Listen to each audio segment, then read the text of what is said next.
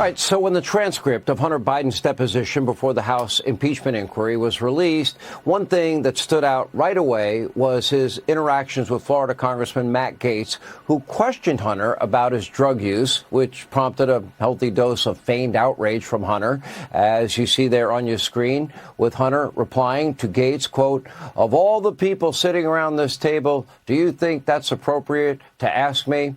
And this later exchange didn't get much coverage, but take a look. Hunter says to Gaetz, quote, "I contemplate that one day you and I are going to be great friends.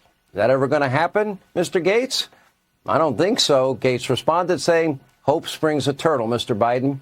And now, according to Miranda Devine at the New York Post, a Chinese CEFC employee who allegedly paid Hunter $1 million for a legal retainer is now saying he's going to sue in 7 days if he doesn't get the money back. Why? Because Hunter, he says, never did any legal work for him at all. Here with reaction is Florida Congressman Matt Gaetz. What I found particularly interesting about the exchange, remember, he was saying that he was either drunk or high, but definitely out of his mind as it relates to the WhatsApp message, the one where he says, "Oh, I'm sitting here with my father," and then threatening the CEFC executive. Days later, according to James Comer, millions of dollars goes to one of the bank accounts they have. He doesn't remember sending that message. He doesn't remember even if he sent that message, but he knows with 100% certainty that the message that they did send and that we now know about, that his father wasn't there. Now, if he doesn't remember anything else about it, doesn't remember sending it, says he was out of his mind, high on drugs or drunk, how could he possibly remember the fact about his father not being there?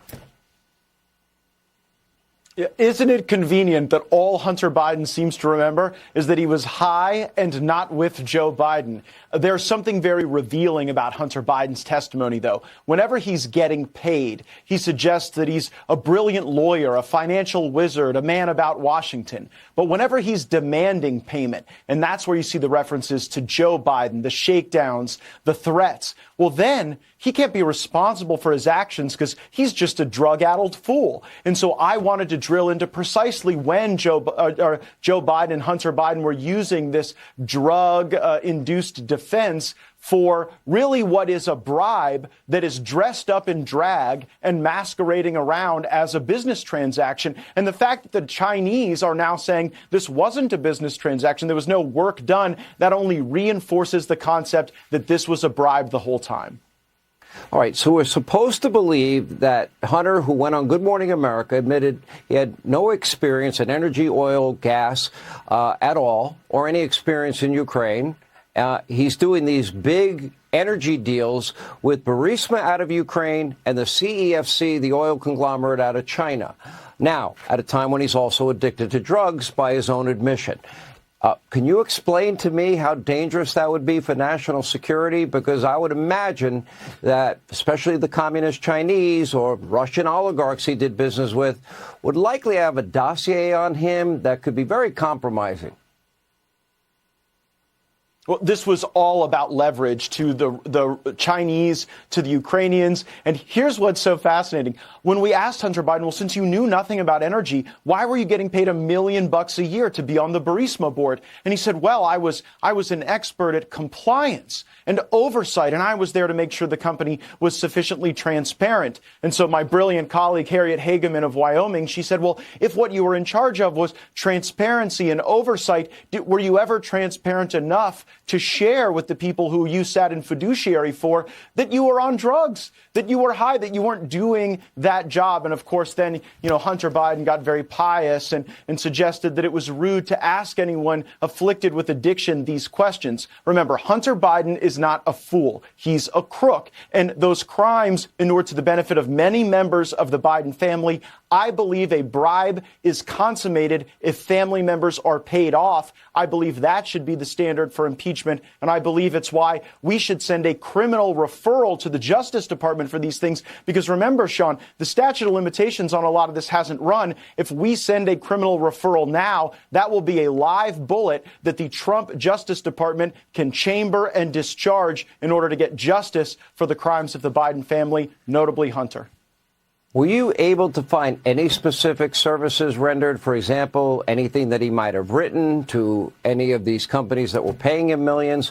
Have you found any examples of any services? According to James Comer, 10 Biden family members were paid money. Maybe, do we know what the grandchildren did for their cut?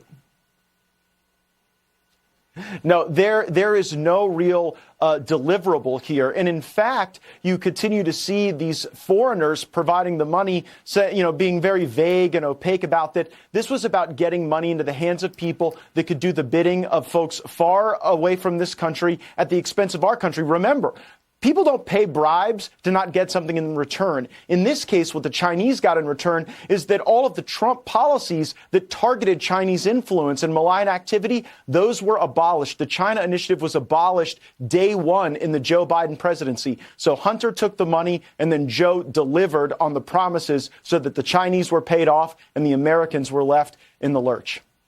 Is it true, have you confirmed that in December of 2015, against what John Solomon said was official Obama administration policy, that Hunter was, I believe, in Dubai with Burisma executives and got on the phone with Joe, that's 5 days before he went to Ukraine and, in his own words, leveraged $1 billion. You got 6 hours, son of a bee, they did it, and got the prosecutor investigating Burisma and his son fired. Do we know for a fact that he did that against official policy of the Obama administration?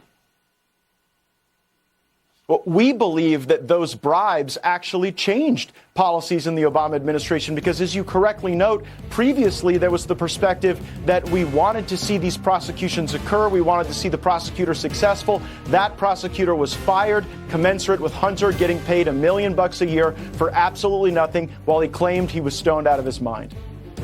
And no experience. I must add that. Zero experience, Hunter, hence the name. All right, Matt Gaetz, thank you. We appreciate you being with us.